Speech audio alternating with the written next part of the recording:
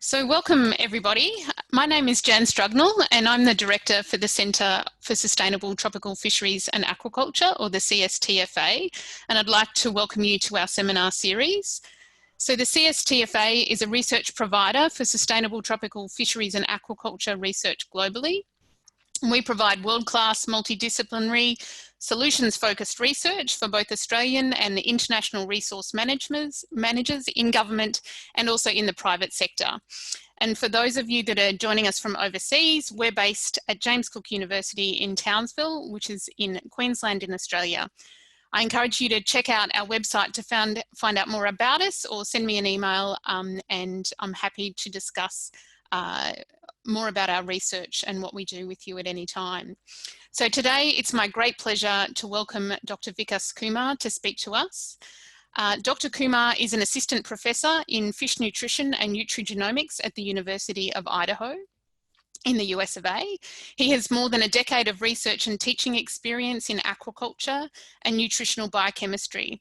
Dr Kumar is involved in the development of new undergraduate and graduate courses in aquatic and terrestrial animal nutrition, feed technologies, nutrigenomics and metabolism. He also performs extensive research work with the goal of developing nutritionally balanced, environmentally sound and cost-effective seafood production through aquaculture.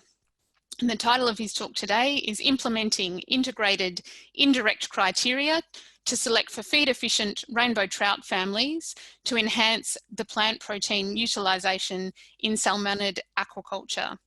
So I'd ask you, if you have any questions as we go, if you can please enter those in the Q&A, which is at the bottom of the screen, and we'll get to those at the end of Dr Kumar's presentation.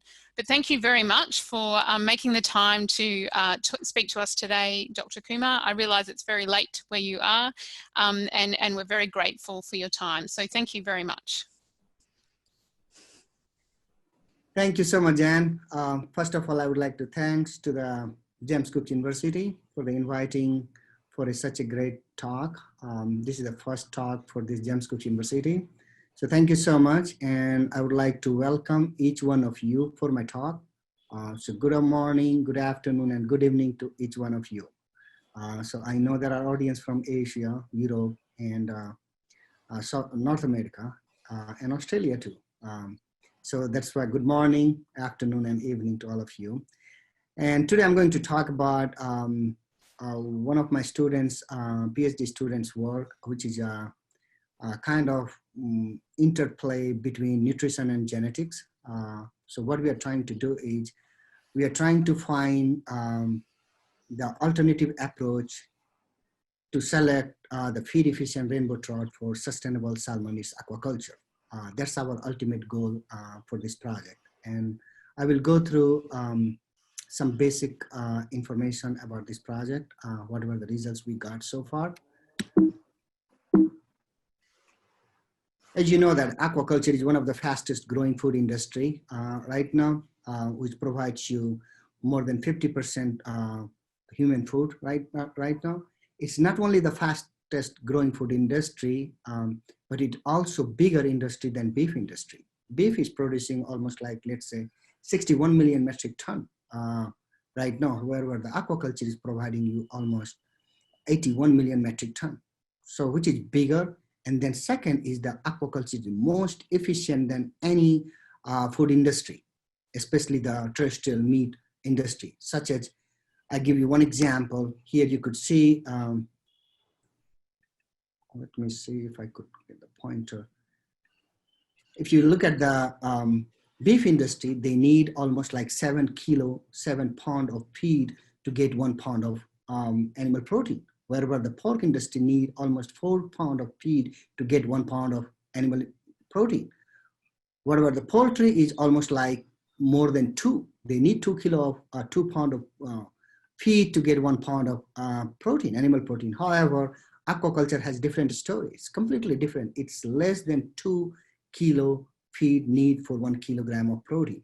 However, there are salmonids industry which need even less than 1 kilogram of feed to get 1 kilogram of animal meat. So which is great.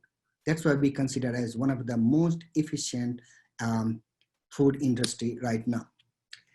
So aquaculture is growing day by day. There is no doubt about it. So when the aquaculture is growing, they need what they need. They need feed. They need more feed and feed. So I don't want to talk about what is the history about aquaculture, but only one thing I would like to mention, that major component for the aquaculture industry is the feed, which contributes almost 70% of the total operational cost. It depends on the type of culture system and animals and so on, but in general, 60 to 70% operational cost come from the feed. So in the past, what happened is we had not much production. So we are more dependent on the ocean to get the fish meal and make the feed and grow the animals. So if you look at the 1990s story, during 1990s, we used to take almost 70% fish meal to put in our aqua feed. Only 19% was coming from the plant protein. 11% was just like extra, that is binder and minor ingredients. So 70% was fish meal was consumed in aqua feed in early 90s. However, right now in the current situation since last 2 years, this story has been changed. This 70% or 69% has changed to 31%. So right now we are using only 30% fish meal in our aqua feed industry. So for example, and then almost like 54% plant ingredient is providing the protein in aquafeed industry. But that scenario will be changed in future in another 10 years. In another 10 years, only 10% of fish meal will be in aquafeed. 70% will come from the plant protein, and 10% are such as some novel ingredients such as insect protein and bacterial protein and so on. And 11% will be the binder as usual, like those comes like binders, vitamins, mineral premix, those minor ingredients. So right now, as I mentioned, almost 54% or 53% plant ingredients we are using. Out of plant ingredients, soybean is the #1 ingredient in terms of volume. They contribute a lot of protein in aquaculture industry. This is the just a overview for aquafeed in production right now. You could see currently almost 66 million metric ton aquafeed production right now, but it will be changed in another 5 years. It will be 87 million metric ton of aquafeed for our sustainable aquaculture. So why soybean is the great? As I mentioned, soybean is the #1 feed ingredient. Why soybean is the great? What is the beauty behind soybean? Soybean is a good source of oil. It's not about the protein. It's also a good source of oil. And first of all, this is an agri-based product. It's a sustainable product. You can grow every year as much you want. So that's the first thing. Second thing, it is a good source of oil. Soybean seeds provides you almost 20 to 25% oil, which is used for the human food, and then animal food, including the fish feed. It's also a good source of pharmaceutical application. I don't want to talk about that, but it is a good source of pharmaceutical application, which has been used in the agropharmaceutical industry as well. So once you take out the oil from the seed, what is the leftover? Your leftover is the protein-rich seed meal, which contains almost 40 to 50% protein. And those proteins are well balanced with amino acids, except there are some limiting amino acid in soy meal is the lysine and methionine. Otherwise, soybean has the great and perfect amino acid profile for the fish feed.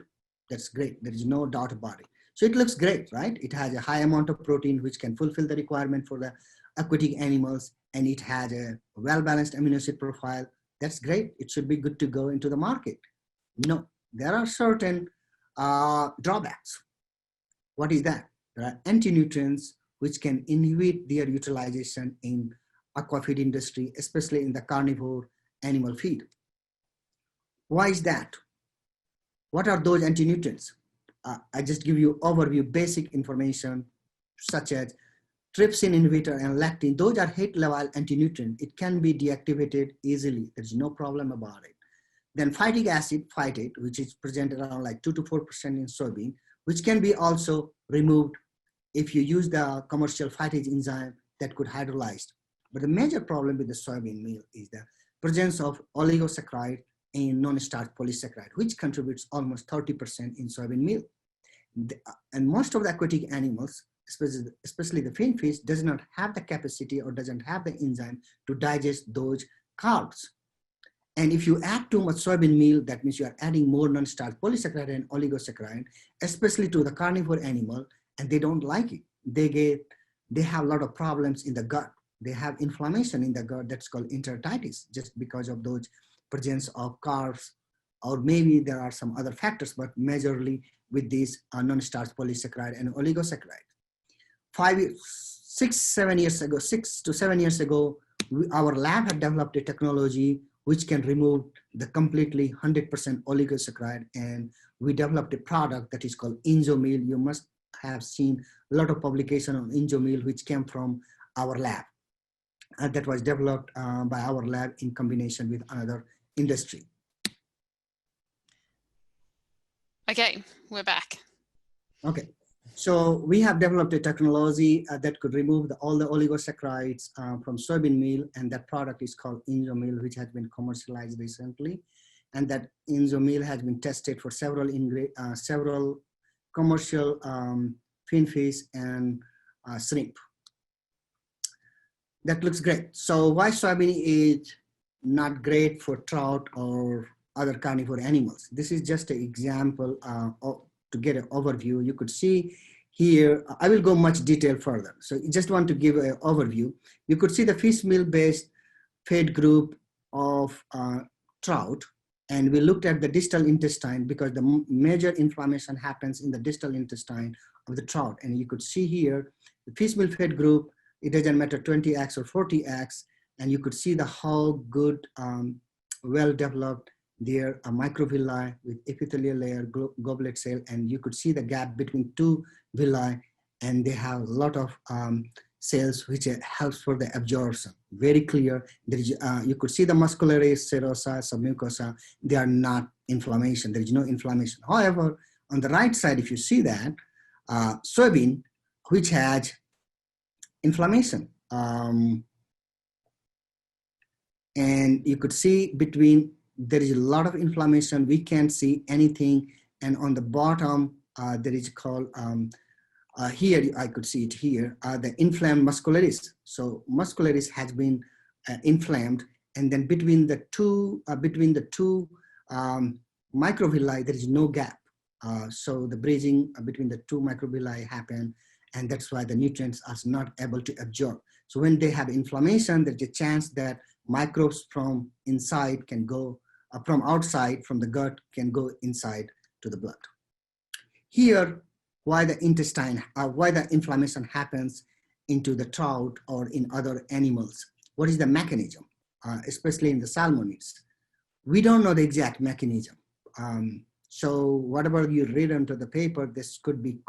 We don't have the solid proof, the real mechanism for the enteritis. However, one of my students, PhD students, has come up with a hypothetical, or based on the literature, she has drawn a nice figure overview for the healthy enterocyte and enteritis.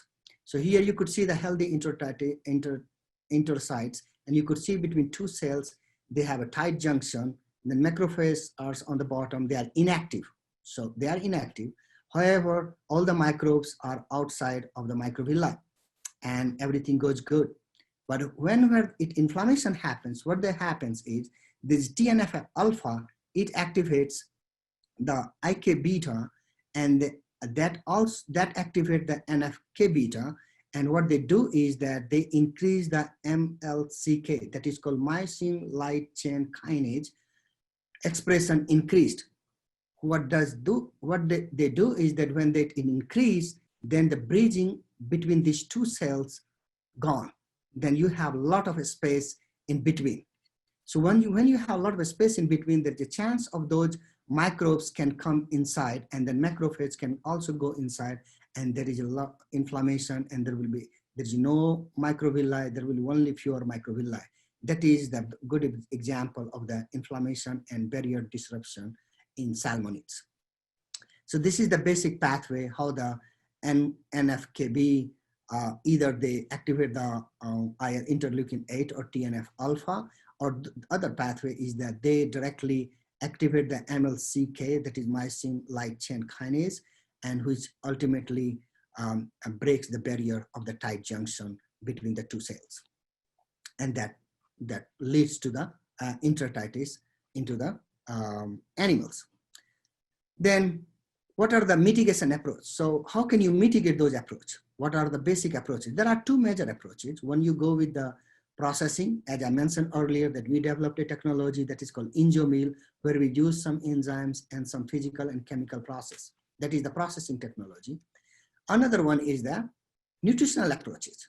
So one of my PhD students, her name is Marina Rubio, she's taking care of this project where we are developing different types of processing technology, and we are also using the nutritional approach where we are adding the additives such as glutamine and bile acid.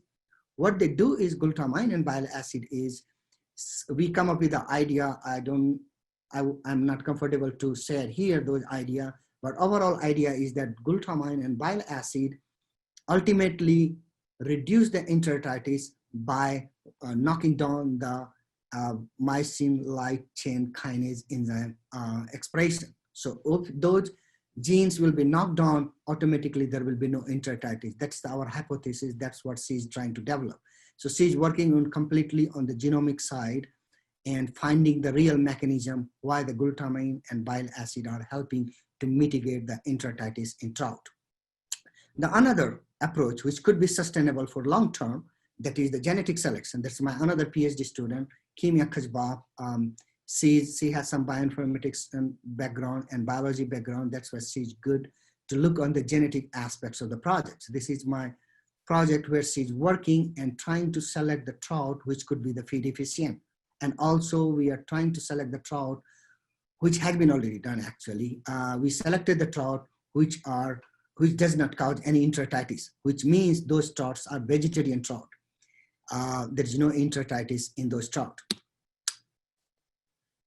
So I will go directly to our topic.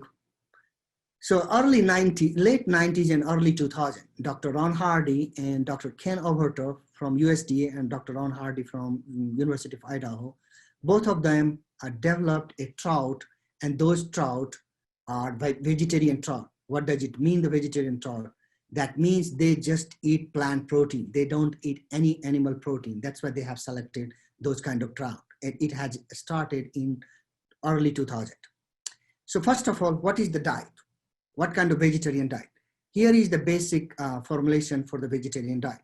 We have almost 51% soy protein in the diet, and then 10% wheat gluten, and rest of them are other plant ingredients. But most of the protein coming from, almost all protein coming from the plant ingredients.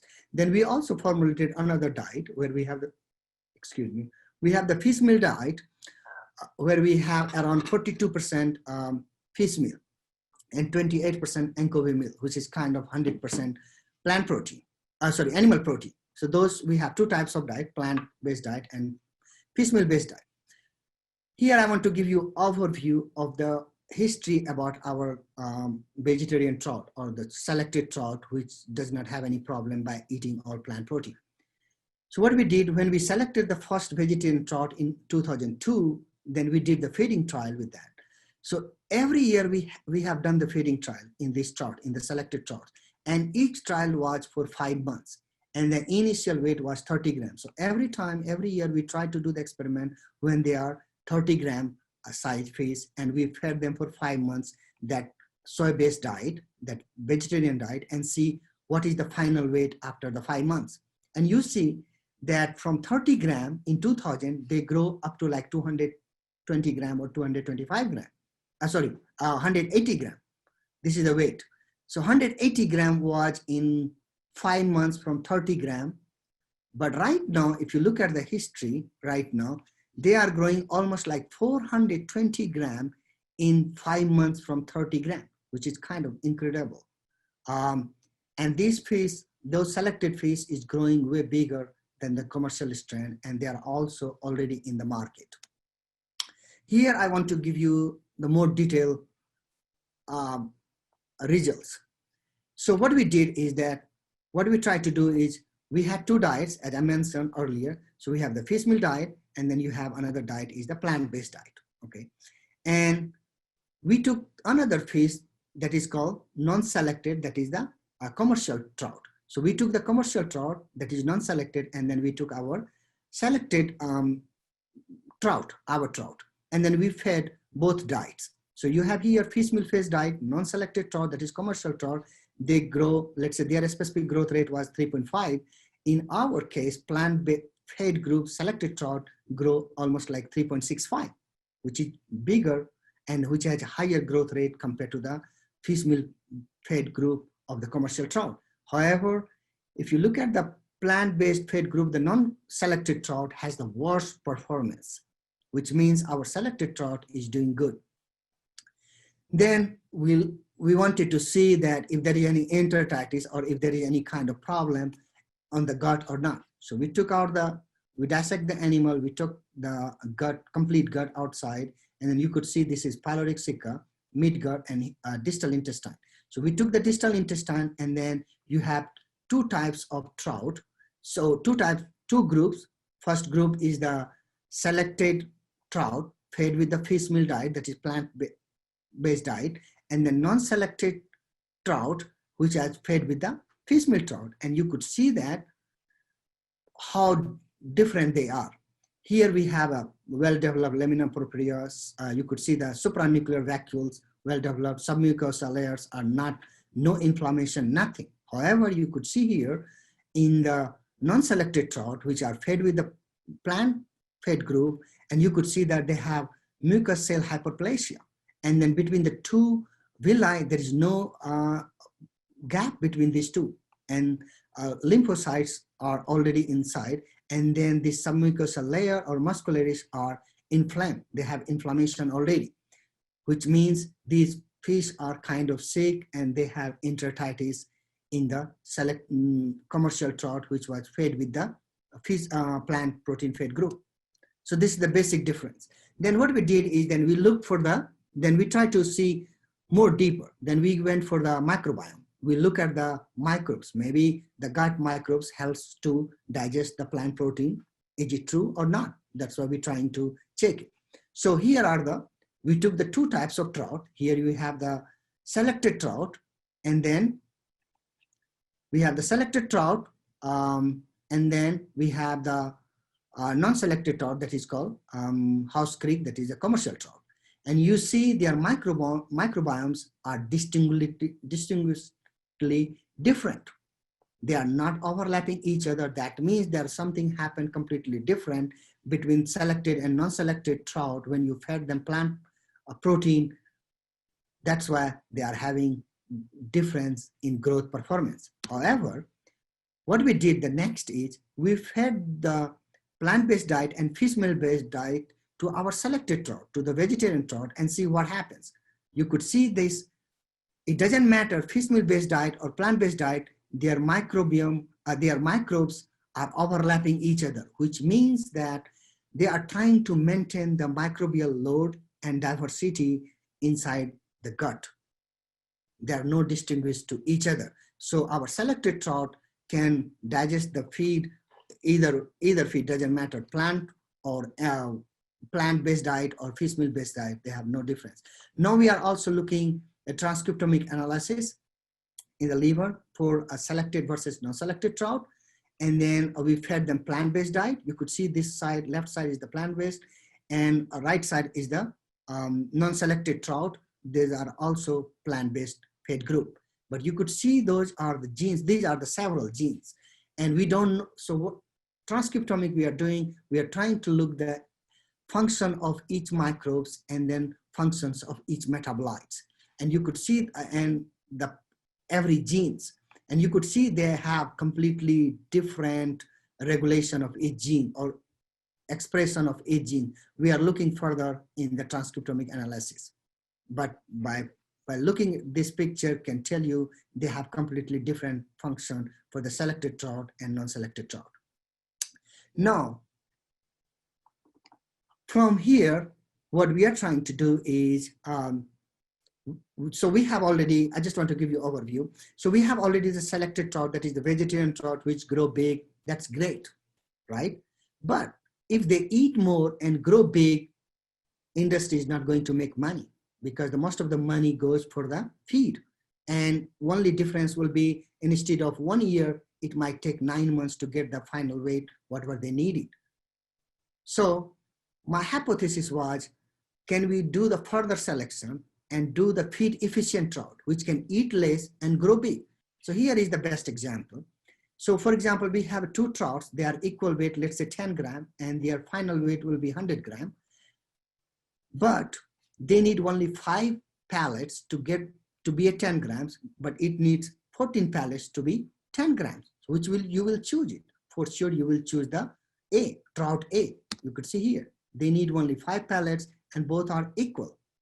So for sure, we are going to select the A. So how we are going to select the A? So this is kind of a little complicated experiment. It was my dream to do that. I started in postdoc. I could not able to do. I did some preliminary work in postdoc. Then finally, my students has completed this project, and we are happy about the results. So it's a little complicated. I will try to explain as simple as possible. So we have three phase for throughout the project. Phase 1. So we had 12 families of trout, selected trout, which are selected for the plant protein. And then we took 12 families. Out of 12 families, we did the breeding, fertilize the eggs, then we grow those babies. And when they become around 30 grams, then we pit tag them. We tagged each individual animals of all 1600 fish. Then we did the first feeding challenge. First feeding challenge is, which is consist of feed deprivation, refeeding, feed deprivation, and refeeding. That's a feeding challenge. And after that, once we did this one, then we acclimatized the fish, then we did the feed conversion, FCR record, we did the measure the feed conversion ratio, and then we did the second challenge. The same animals gone through the second challenge where we did the feed deprivation, refeeding, and feed deprivation and refeeding. And then we're trying to see how many animals are mimicking the same, song, like same pattern. What happened in the phase 1 are also happening in the phase 2 or not. If yes, then we will select those animals and we'll go for the breeding, and then we'll get their baby and challenge those baby and see if their FCR is great or not. So this is the overall overview of the whole project. So let's go to the phase 1. So we already got the 1600 animals, which are like 30 grams. We pit tag them. And then what we did is that when we pit tag them, we take their weight of each animals, like what is the initial weight, that is called T1. So we have the data for each animals. And what we are doing here, you could see on the right side, my students are taking the weight for each animals. And then, so we have the initial weight for each animal T1. Then we did not give the feed for 1 month, feed deprivation. Then we took the weight, and what we are trying to look at T2 is that how many animals are losing the weight and how much they are losing the weight. It's not necessary that all animals will lose the equal weight. Some animals will lose less weight, some animals will lose more weight. So we got the data, then we refeed it. So we give the feed and for 1 month, and we're trying to take the weight again at T3. We are trying to see how much they are gaining the weight after refeeding. So the weight gain will be different for each individual animals. Same thing we did. Again, we did not give the feed. We took the weight for each animals. Then again, we refeed them. We took the weight for each animal. So we have the data for each animal's growth data for each point. And then we also took the liver, muscle, and digester samples for each sampling point randomly for microbiome analysis and some gene expression pattern to look at the energy budget and protein metabolism. So what we do, we got the growth data for each point. So what we did, this is the FD means feed deprivation.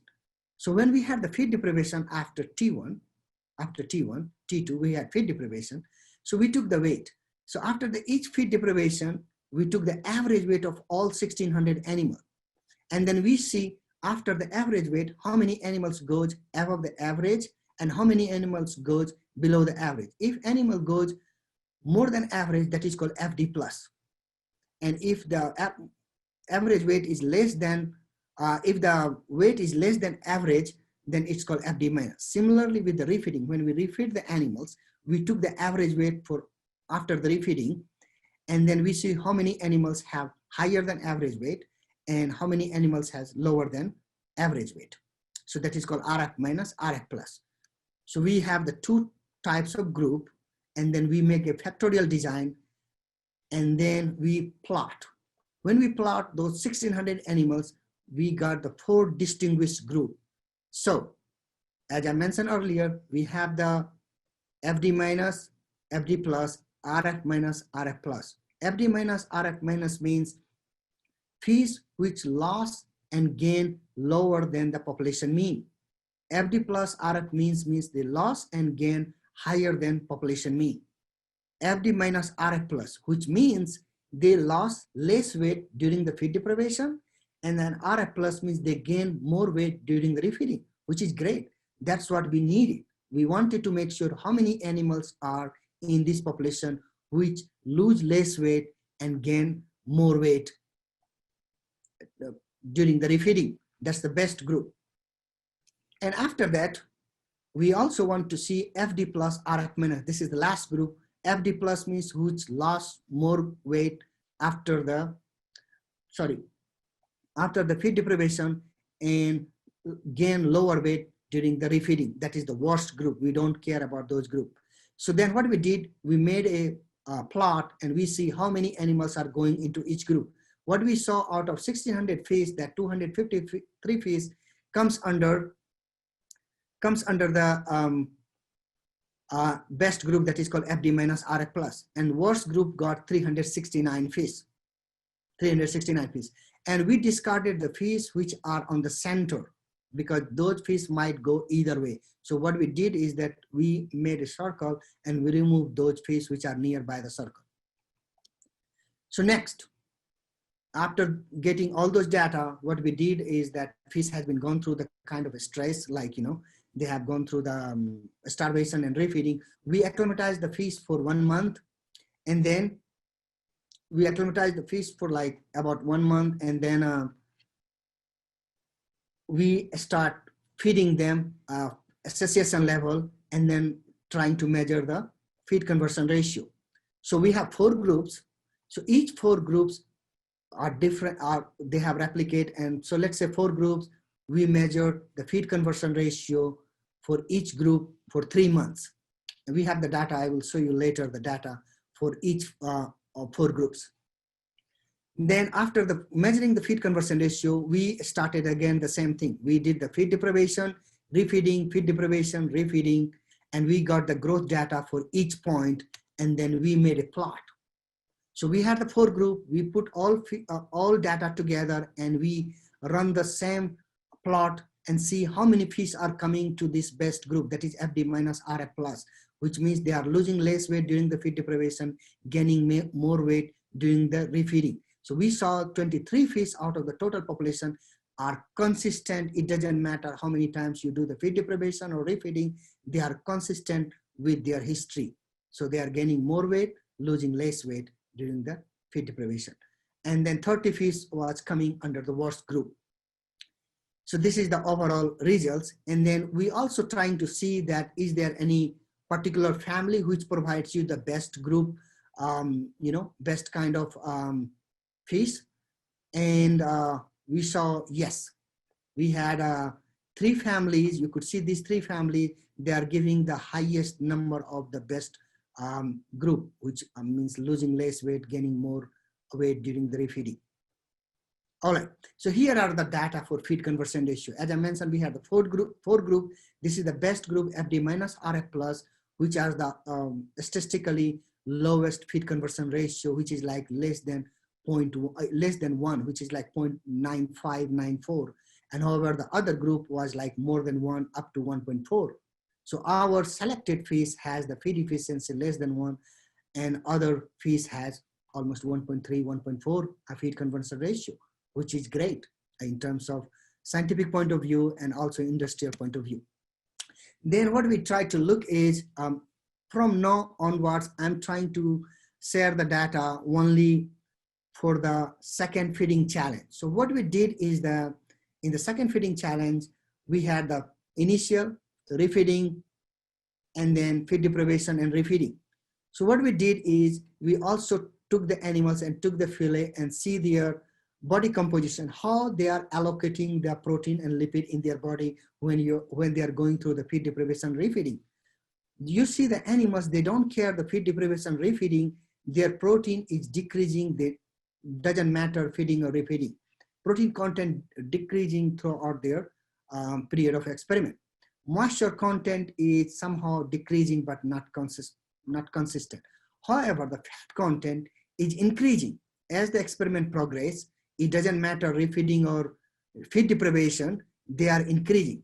We don't know the exact reason behind it. We are expecting something else, but we found some other interesting results. What we believe that our experiment has been done outside. It was not indoor, outdoor. This part of the experiment was done after June, maybe May or June, and it was hitting towards the August or September. So when the fish are going towards the breeding season, they are trying to accumulate the fat into the body. That's why they have higher fat. That could be one reason, because they supposed to get mature in 3-4 months. That's why they are trying to store more fat into their body. This is one mechanism. Second mechanism, we believe that it's also related to the photo period. After July, the photo period was decreasing, the daylight was decreasing. That's why their fat content was increasing based on our previous results. That could be the two, reason to be high fat content into the, as the experiment progress towards the fall season. Okay, the last part of the presentation is the microbiome diet. Here, as I mentioned earlier, this is only the second feeding challenge study. And also, I'm just trying to share the data for the two groups. FD minus RF plus, which is the best group, and then FD plus RF minus is the worst group. I'm not considering the data for other 4 groups because it will be very complicated. So what we got the results here is, if you see initially when the fish were not feed deprived, when the fish were normal, you could see the molecules were the dominating. You could see the molecules were dominating initially when they were not challenged. And also there was molecules, and then nitrospira was dominating, and then bacilli. But when they go through the feed deprivation, those molecules and nitrospira was replaced by fusobacteria. So fusobacteria had some role in the nutrient metabolism, and that could be one reason. That's why they did it. However, the molecules and nitrospira has a major role in the nutrient metabolism. We don't know the exact mechanism, but we believe based on the literature, those play a major role in the nutrient metabolism. And what they do is when the refeeding started, you could see that those molecules and nitrospira coming back, and they reduces the population of fusobacteria. And then bacilli is, once they are gone, they are not coming back into their life. So same thing happened when they got the feed deprivation. Those fusobacteria are dominating, they are not going away. However, we found the interesting result statistically that the worst group, that is the FD plus RF minus, has the again those bacilli is coming back, which is kind of negative impacts to the animals. We don't know, we are still working on the metagenomics data. We will have the better results for this one. So this is the basic information, is that molecules and nitrospira are replaced by the fusobacteria. Then we look at how the microbes are, we did the principal component analysis, and we see that those groups are overlapping each other, or those microbes are maintaining the homeostasis, maintaining the population into the gut or not. What's happening? So I'm talking about only 2 groups, FD minus RF plus, that is the best group, and FD plus RF minus is the worst group. And you could see here there are all T6, T7, T8, T9, T10. These are the different sampling point. It doesn't matter which sampling point, but you could see the clusters here. In the best group has the more cluster compared to the worst group. Here you have more overlapping, which means the microbes are trying to keep their population together and maintaining the homeostasis and cluster in for betterment or good health of the animals for the better production. However, the worst group, they don't care. They are isolated. They are not overlapping each other much, so which means their habitat of the microbes are displaced and are not maintaining very well. So this is the clear. That's why they are not having good growth performance as well. Then we also did the ecological network. I don't want to go much detail about the ecological network data, but I want to see you here. I put the 3 groups. Why I put the 3 groups? Because this is the typical fish meal fed group results. And you know, they have 2 circles. However, if you look at our best group, that is FD minus RF plus, has also 2 circles, which is kind of mimicking the control, which is generally you will find when you fed the fish meal fed to the trout. However, the worst group has no number of circles. They have 3 circles, but they are not very well aligned. So that's what I'm trying to show is trying to tell you that our best group is mimicking to the control, not the worst group is mimicking to the control. Then the last part of the presentation is that we are also, as I mentioned earlier, that we took the samples for liver, muscle, you know, all kind of organs. We took it, and we are also trying to look the mechanism, why it is happening, why those fish are great, why not other fish are great, why those groups are great, not other groups are great. So we have all those samples. We are running. My student, Kimia, PhD student, she designed this diagram, and it kind of make the story. What is the role of liver? What is the role of muscle? And what kind of protein metabolism is going to happen? How these protein metabolism assessment, what are the genes responsible for that? What are the proteins responsible for that? And then also energy allocation assessment, like what are the genes responsible for the energy metabolism? That means those fish are growing bigger and more efficient, means they are not utilizing, they are very energy efficient. So that's why she's going to look all kind of electron transport chain related genes or growth related genes, and also muscle metabolism related genes, muscle formation genes. This is a complete picture for the metabolism, what she's trying to do right now. So right now we already selected those fish, and then hopefully we'll do the breeding next, hopefully this year. Then we will have the progeny.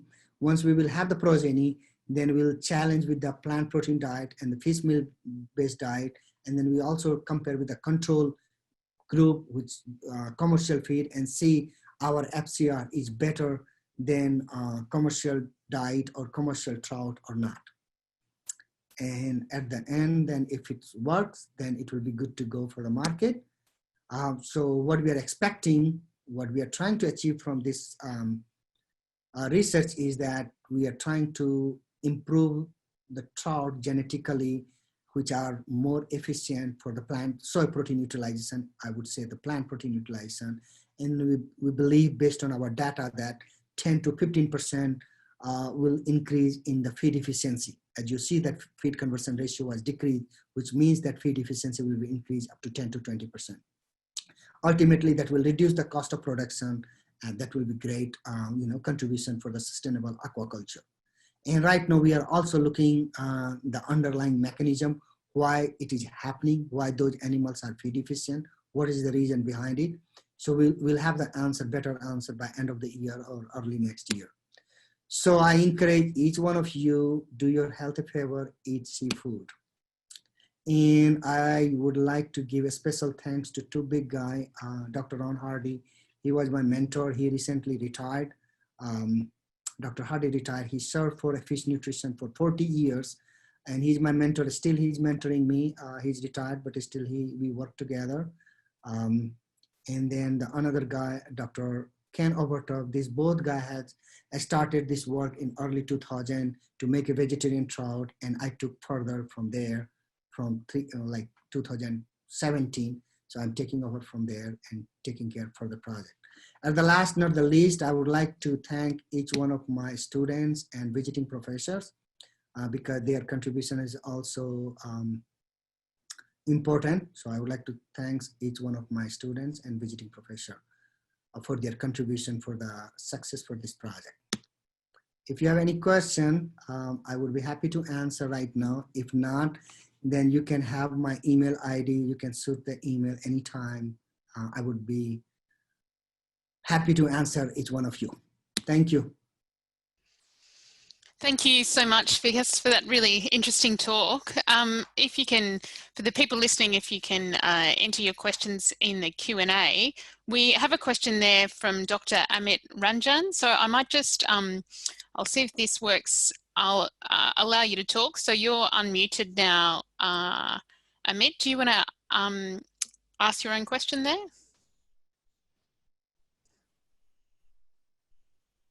Or he could write it. I can answer.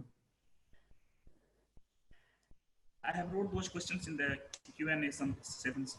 So my question was that you have used the Indio meal, whether this is efficient on the, you might have selected for some of the ingredients which will be having high content of NSP, but it will not work for the other ingredients which are having the different content of NSP. Like you might have worked on the soybean, but whether it will work on the another ingredients, and if it works, then what is the efficacy of that? Whether you have checked it? Can you please explain that how you have synthesized this Indio meal in your lab, and what are the combinations of these Indio meals? Whether any microbes is there, or you have synthesized it by some other means? Oh, thank you, Amit. Thank you for this good questions. So Indio meal is, name itself, it says enzyme. So we use some different kind of cocktail enzymes, which has been patented. Actually, recently we sold the product, so it's not in our hand. I developed the product, it's out of my hand. But I think, I'm not sure, I don't think so it will work for another plant protein, because we had hard time to develop this Indio meal. We tried different technology, but it is mostly chemically and enzymatically based technology. And it may not apply for another plant ingredients because it depends on the oligosaccharide content, because we were targeting the oligosaccharide mostly. So some of the plant ingredients doesn't have much oligosaccharide. So it may not apply, it may apply, but we are not allowed to share the protocol, like what we do exactly, but it's enzyme-based technology. Thank you. So there's another question here from Shamna. Shamna says, it was a nice presentation, sir. Did you find or notice any detrimental effect of long-term feeding of soybean meal, especially the components like genstein or diadesin in the reproductive performance of the fish? In which one? There are two types of selected trout. One is a vegetarian trout, which has been already selected like almost like 20 years. And then recently we did the feed efficient trout. So which one you are asking? Perhaps both. Both. So the vegetarian trout has no problem on the reproductive performance. So their egg quality, survival, we have 98% survival. So egg quality and everything is great. However, we did not do any kind of spawning yet for our feed efficient trout yet. Okay, thank you. Dr. Meena has a question. I'll just allow you to talk there. There you go. So Dr. Meena, you have should be able to ask your own question if you like.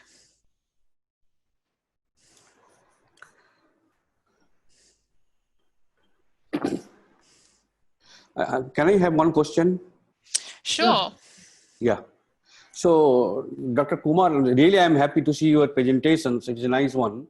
But I have one query. Have you tested, what about the taste between the vegetarian trout and non-vegetarian trout?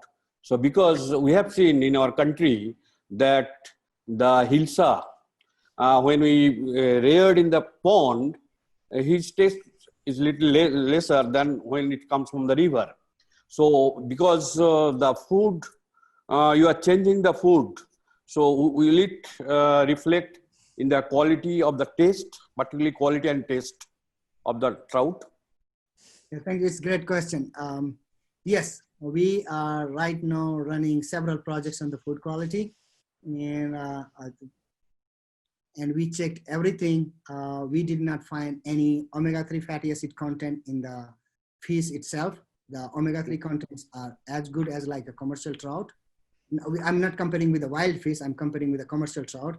And then also we looked at the texture, flavor, all kind of sensory evaluation. There is no significant difference with our vegetarian trout versus the commercial trout. Okay, then fine, good. The work is still ongoing. There are big projects. What we are supporting the minor community here in Idaho and Washington. Those are the poor people. We are trying to give those face and see their responses, how they like it, try to improve their health. We also give the commercial trout and see how their health strategy improving or deteriorating. Thank you. Okay, thank you. Can I have one question? Yep, go for it, Dr. Meena. Yeah, I would like to ask that, sir, you have mentioned that for fat deposition, you have mentioned two factors. One is photoperiod, another one is the shifting in the breeding season. I would like to ask you that, sir, is there any fat deposition factor due to movement of the restriction of fishes? Likewise, means if we restrict the movement of fishes, like we are conducting some experiment in carps, when we put carps in cages, then we will find more fat deposition, irrespective of any breeding season and others. So, is there any such factor is there? Movement, you said? So, for fat deposition, is there any other factor except photo period and shifting breeding season? As we are conducting some experiment in carps, we found that due to restrict their movement also, we are getting more fat deposition. No, I don't think so. The movement is the major factor because most of the carp culture here in United States, sorry, not carp culture, trout culture is under the tank. We don't do, or maybe most of the trout industry, 90% trout industry in the United States are in the tank. Those is called raceway system. So water coming from top goes to the bottom and fish are static. They don't move much. And we had also one group where we had a same tank. I did not put those data here, but they have the similar response. So I don't think so the movement would be the factor, but we did not look on that aspects actually, that could increase the fat content in the body. Maybe, I'm not sure about that. Thank you. We have one final question from one of the attendees. Himadri Sahar asks whether there's been any work done on disease susceptibility of the different groups, and if so, what's the result of that? Yes, we had a huge project, $1 million, $2 million projects ongoing right now. We had a cold water disease tested. We did it, the challenge study. There are several work ongoing on disease. We did not see so far any significant difference between the commercial trout versus this plant selected trout. And they are not susceptible to the disease easily. Okay, thank you. And I just see actually there are more questions which I didn't notice here. I'll just ask one more here about Fernando. Fernando asks that growth rate and feed efficiency usually have a positive genetic correlation. Did you see feed efficiency improvement in those trout that have been selected for growth rate for 20 years?